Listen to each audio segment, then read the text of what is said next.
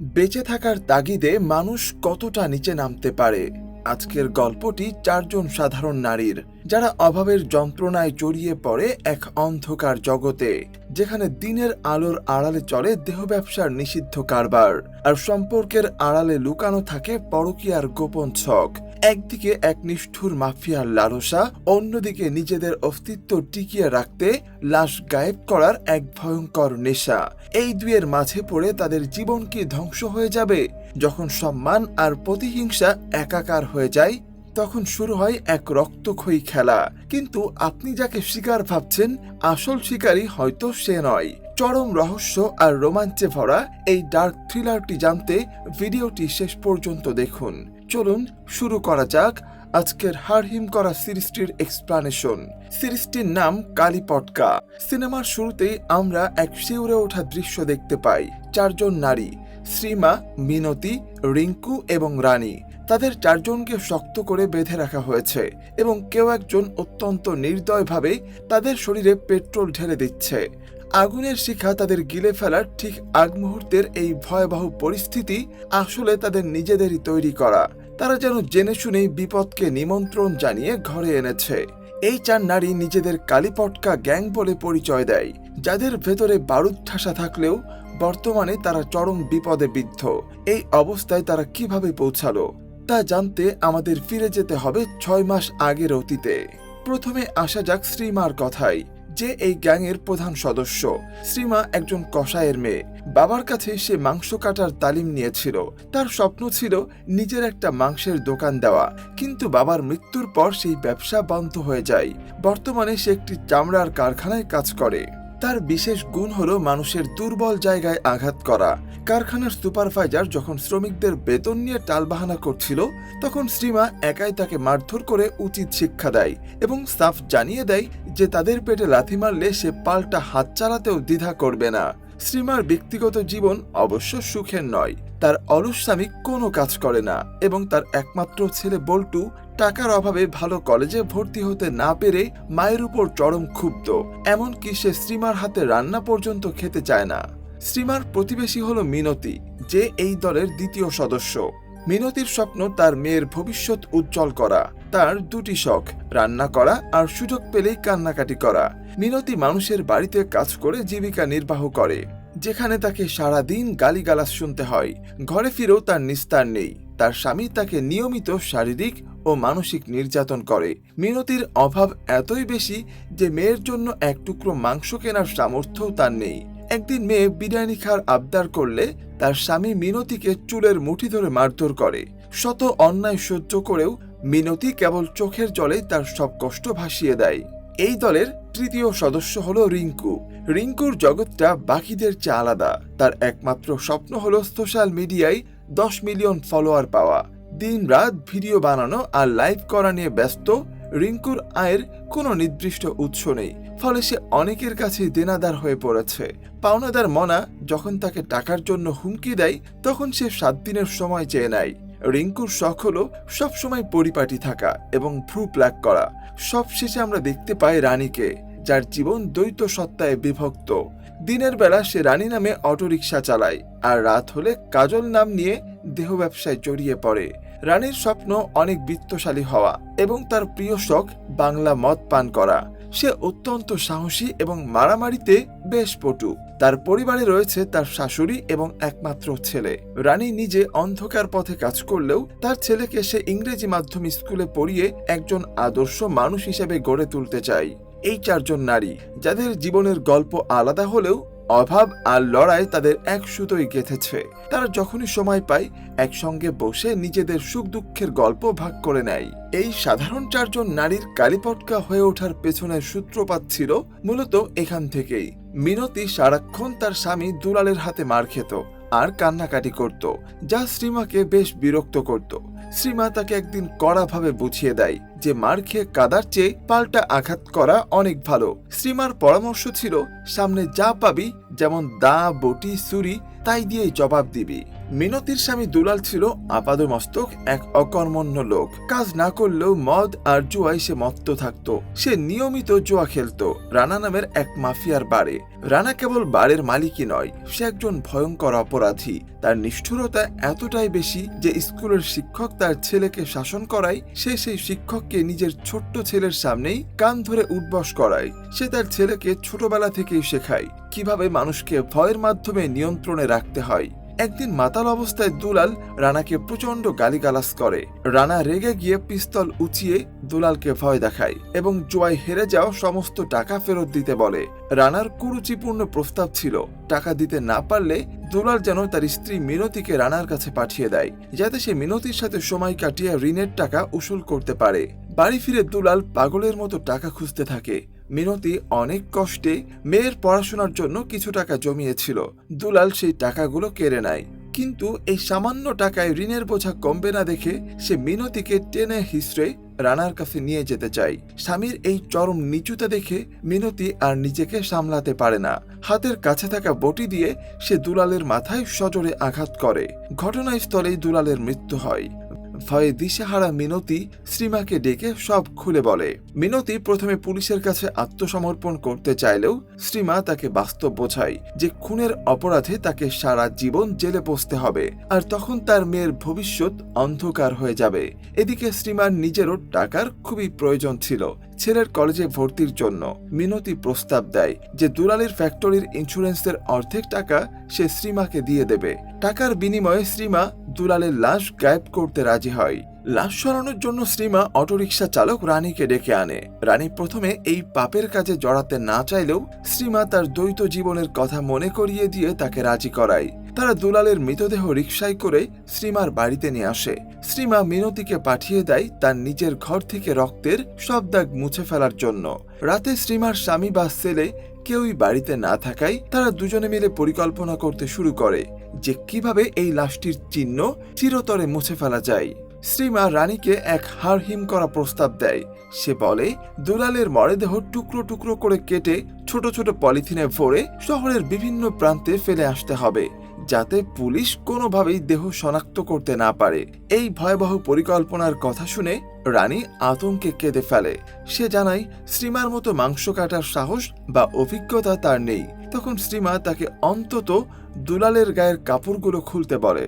রানী যখন দুলালের পোশাক সরাচ্ছিল ঠিক তখনই এক অলৌকিক ঘটনা ঘটে। মৃত ভেবে রাখা দুলাল হঠাৎ চোখ মেলে তাকায়। আসলে সে মারা যায়নি, শুধু জ্ঞান হারিয়েছিল। কিন্তু দুলাল বেঁচে থাকা মানেই শ্রীমা আর রানীর জন্য নিশ্চিত বিপদ। তাই কোনো দয়া না দেখিয়ে শ্রীমা তার ধারালো বটি দিয়ে দুলালের বুকে সজোরে কোপ বসিয়ে তার মৃত্যু নিশ্চিত করে। কাজটা করে শ্রীমা পৈশাচিক হাসি হেসে বলে তার কসাই বাবা বেঁচে থাকলে আজ খুবই খুশি হতেন যে তার মেয়ে আজ অমানুষের মাংস কাটতে শিখেছে। ঠিক এই চরম মুহূর্তে শ্রীমার বাড়িতে হাজির হয় রিঙ্কু। পাওনাদার মনার হাত থেকে বাঁচতে তার জরুরি 10,000 টাকার দরকার, নয়তো মনা তাকে অসম্মানজনক অবস্থায় ইন্টারনেটে ছড়িয়ে দেওয়ার হুমকি দিচ্ছে। ঘরে ঢুকে রিঙ্কু মেঝেতে রক্তের দাগ দেখে সন্দেহ করে। শ্রীমা ইঁদুরের রক্ত বলে চালিয়ে দিতে চাইলেও রিঙ্কু তা বিশ্বাস করে না। এমনকি ঘরের ভিতর দুলালের ফোন বেজে উঠলে রিঙ্কু বুঝে ফেলে এখানে কোনো খুনের ঘটনা ঘটেছে। সে সুযোগ বুঝে মুখ বন্ধ করার বিনিময়ে 20,000 টাকা দাবি করে। শ্রীমা তাকে টাকা দিলেও রিঙ্কু ঘর থেকে বেরোনোর আগে পরামর্শ দেয় যেন তারা ফোনটি দ্রুত সরিয়ে ফেলে। শ্রীমা বুঝতে পারে রিঙ্কুকে এই অপরাধে অংশীদার করা দরকার। সে জোর করে রিঙ্কুকে ভেতরে নিয়ে মৃতদেহ দেখায় এবং ভয় দেখায় যে সেও এখন এই খুনের সাথে জড়িয়ে গেছে। তবে মিনতির ইন্স্যুরেন্সের টাকার লোভ দেখালে রিঙ্কু দ্রুত তাদের সাথে যোগ দিতে রাজি হয়ে যায়। শ্রীমার পরিকল্পনা অনুযায়ী রিঙ্কু বোরকা পরে কলকাতা চলে যায়। সেখান থেকে দুলালের ফোন ব্যবহার করে মিনতির নাম্বারে একটি মেসেজ পাঠায়, যাতে লেখা ছিল দুলাল আর কোনোদিন ফিরবে না। এতে পুলিশের ধারণা হবে যে দুলাল স্বেচ্ছায় নিরুদ্দেশ হয়েছে। ওদিকে শ্রীমা ঘরে বসে দুলালের দেহ নিপুণভাবে টুকরো টুকরো করে ফেলে। রিঙ্কু ফিরে এলে তারা তিনজনে মিলে রাতের অন্ধকারে প্যাকেটগুলো শহরের বিভিন্ন জায়গায় ফেলে দিয়ে আসে। পরদিন মিনতি এসে দুলালের জন্য পূজা দিতে চাইলে শ্রীমা তাকে কড়াভাবে ধমক দেয়। সে মিনতিকে শেখায় যেন সে সবাইকে বিশ্বাস করায় যে দুলাল বাড়ি ছেড়ে পালিয়ে গেছে। শ্রীমার কথা মতো মিনতি দুলালের বন্ধুদের কাছে খোঁজ নেয় এবং কয়েকদিন পর থানায় গিয়ে কান্নাকাটি করে একটি ডায়েরি করে। সে পুলিশকে জানায় দুলাল তার টাকা কেড়ে নিয়ে রানা মাফিয়ার বাড়িতে গেছে। পুলিশ তদন্ত করে জানতে পারে রানার সাথে দুলালের আগে থেকে বিবাদ ছিল, তাই তারা ভাবল রানার ভয়েই দুলাল পালিয়েছে। তবে একজন চতুর ইন্সপেক্টর মিনতিকে সন্দেহ করতে শুরু করেন। ঘটনা মোড় নেয় যখন দুলালের কাটা হাতের একটি প্যাকেট জনসম্মুখে চলে আসে। আসলে রিঙ্কু নিজেই অতি উৎসাহী হয়ে এটি করেছিল। সে মিনতির কাছে টাকার ভাগ চেয়ে জানতে পারে যে ইন্স্যুরেন্সের টাকা পেতে হলে দুলাল যে মারা গেছে তার প্রমাণ দরকার, শুধু নিখোঁজ ডায়েরিতে কাজ হবে না। তাই রিঙ্কু কাউকে কিছু না জানিয়ে অত্যন্ত সুকৌশলে দুলালের শরীরের একটি অংশ এমন জায়গায় রেখে দেয় যাতে সাধারণ মানুষের নজরে পড়ে। মুহূর্তের মধ্যেই পুলিশ ও সাংবাদিকরা সেখানে ভিড় জমায় এবং সারা শহরে খবর ছড়িয়ে পড়ে যে একটি বীভৎস খুনের ঘটনা ঘটেছে। রিঙ্কুর এই ঝুঁকিপূর্ণ চাল শেষ পর্যন্ত তাদের জন্য আশীর্বাদ নাকি অভিশাপ হয়ে দাঁড়ায় তা দেখার অপেক্ষায় থাকে সবাই। টিভিতে কাটা হাতের খবর দেখে শ্রীমা, রানী ও মিনতি ভীষণ আতঙ্কিত হয়ে পড়ে। পুলিশ মিনতিকে রিমান্ডে নিয়ে দিনের পর দিন জিজ্ঞাসাবাদ করলেও মিনতি কোনোভাবেই মুখ খোলে না। ছাড়া পেয়ে মিনতি বাকিদের সাথে দেখা করে। শ্রীমা বুঝতে পারে পুলিশ তাদের খুব কাছাকাছি চলে এসেছে, তাই নিজেদের বাঁচাতে হলে কাউকে এই খুনের মামলায় ফাঁসিয়ে দিতে হবে। মিনতি প্রস্তাব দেয় তারা যেন রানাকে বলির পাঠা বানায়, কারণ রানা প্রভাবশালী এবং আগে থেকেই পুলিশের সন্দেহের তালিকায় আছে। মিনতি আরও জানায় রানা প্রায় রাতে বাড়িতে একাকী মেয়ে নিয়ে সময় কাটায়। রানাকে ফাঁসানোর জন্য দুলালের জামাকাপড় দরকার ছিল, যা তারা আগেই জঙ্গলে পুঁতে রেখেছিল। সেই রাতেই তারা জঙ্গল থেকে রক্তমাখা কাপড়গুলো উদ্ধার করে আনে। পরিকল্পনা অনুযায়ী রানী কলগালের ছদ্মবেশে রানার বাড়িতে ঢোকে এবং কৌশলে পেছনের দরজা খুলে রাখে। রানী যখন রানাকে ব্যস্ত রাখে তখন শ্রীমা এবং রিঙ্কু চুপি চুপি ভিতরে ঢুকে রানার ড্রয়ারে দুলালের কাপড় চোপড়গুলো রেখে পালিয়ে যায়। এরপর পুলিশকে বেনামে খবর দেওয়া হলে তারা রানার বাড়িতে তল্লাশি চালিয়ে প্রমাণ পায় এবং রানাকে গ্রেপ্তার করে। রানার দীর্ঘদিনের ইমেজ ধুলোয় মিশে যায় এবং পুলিশ দুলালের কেসটির তদন্ত বন্ধ করে দেয়। 1 মাস পর মিনতি ইন্স্যুরেন্সের মোটা অঙ্কের টাকা হাতে পায়। শ্রীমা, রানী ও রিঙ্কু যখন তাদের ভাগ চাই তখন মিনতি সবাইকে চমকে দিয়ে জানায় সে কাউকে 1 পয়সাও দেবে না। মিনতি আড়াল থেকে শ্রীমা ও রিঙ্কু রানার বাড়িতে ঢোকার দৃশ্য ভিডিও করে রেখেছিল। সেই ভিডিও দেখিয়ে সে তাদের ব্ল্যাকমেইল করতে শুরু করে। মিনতি সাফ জানিয়ে দেয় মেয়ের সুন্দর ভবিষ্যতের জন্য তার সব টাকা দরকার এবং তারা যেন এই টাকাটা তার মেয়ের জন্য আশীর্বাদ হিসাবে মেনে নেয়। মিনতির এই বিশ্বাসঘাতকতায় সবাই স্তব্ধ হয়ে যায়। এদিকে জেল থেকে রানা তার প্রভাবশালী পরিচিতদের মাধ্যমে জামিনের চেষ্টা করতে থাকে। সে বুঝতে পারে ওই রাতের সেই কলগালি তাকে ফাঁসিয়েছে। অন্যদিকে রিঙ্কুর পাওনাদার মনা টাকার জন্য হানা দেয়। রিঙ্কু তার কাছে কোনো টাকা নেই দেখে প্রাণ বাঁচাতে মিনতির সব টাকা এবং খুনের পুরো কাহিনী মনার কাছে ফাঁস করে দেয়। সব শুনে মনার মাথায় নতুন বুদ্ধি খেলে। সে রিঙ্কুর মাধ্যমে বাকি সঙ্গীদের এক জায়গায় জড়ো করে। মনা জানায় তার আসলে একটি গোপন ব্যবসা আছে, আর সেটি হলো ডেড বডি গায়েব করা। বড় বড় কিলার বা প্রভাবশালীরা কাউকে খুন করে বডি গায়েব করতে হলে মনার সাহায্য নেয়।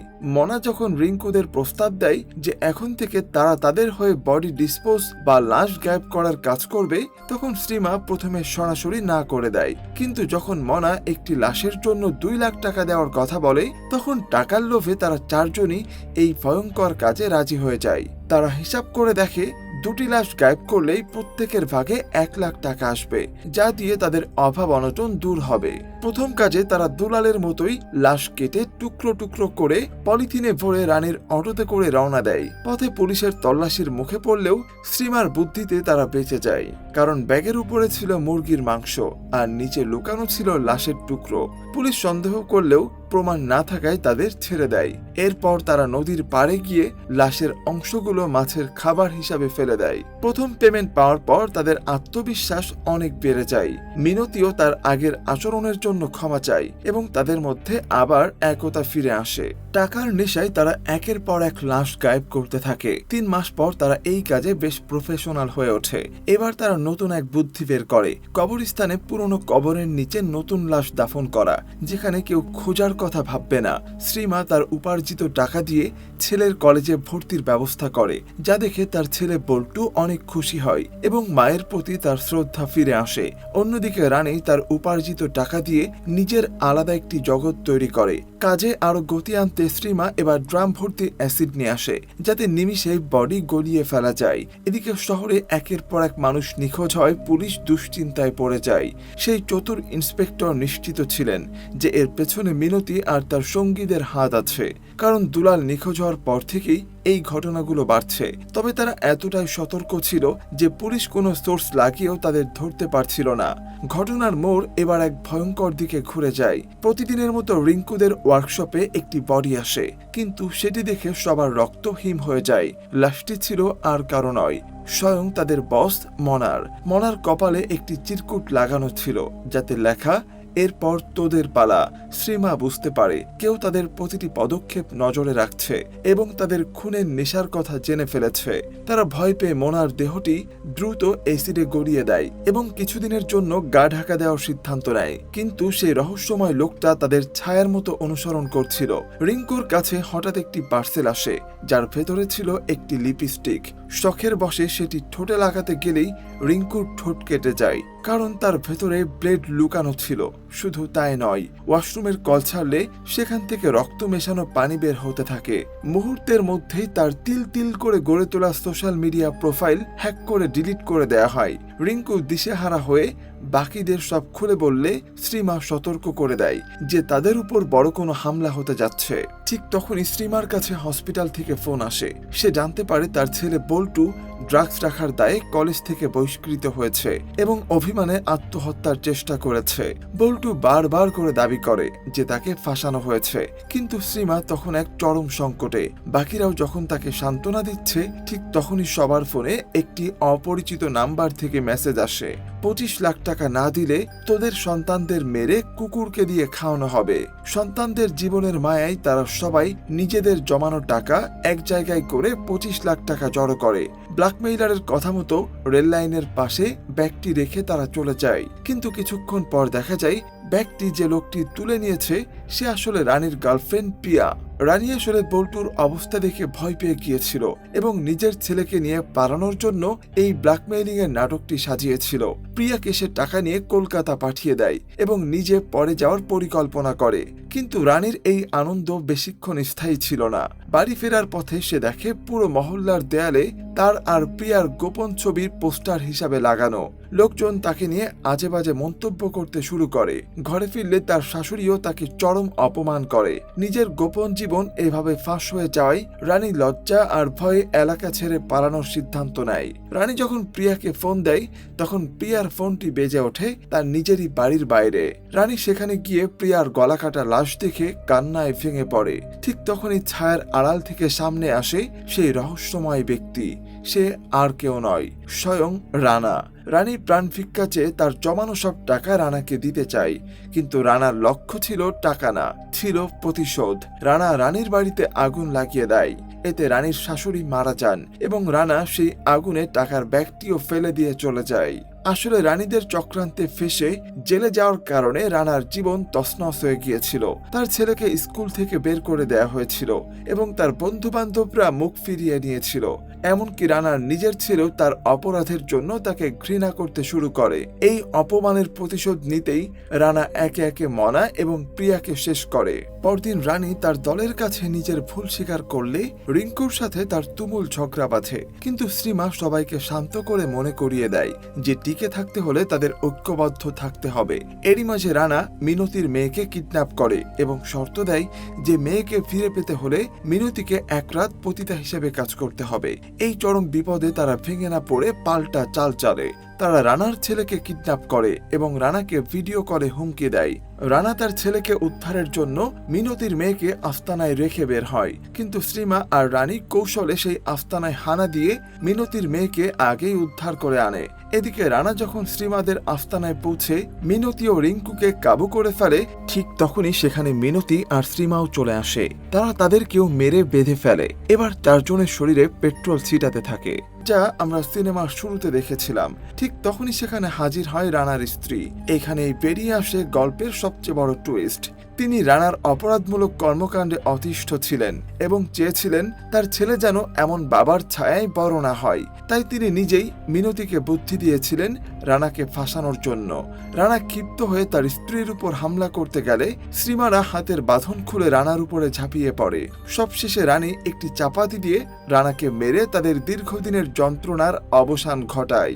সব ঝামেলা চুকে যাওয়ার পর তারা 25 লক্ষ টাকা হারানোর শোকে মুহ্যমান ছিল, কিন্তু শ্রীমা তখন সবাইকে অবাক করে দিয়ে আসল টাকার ব্যাগটি বের করে আনে।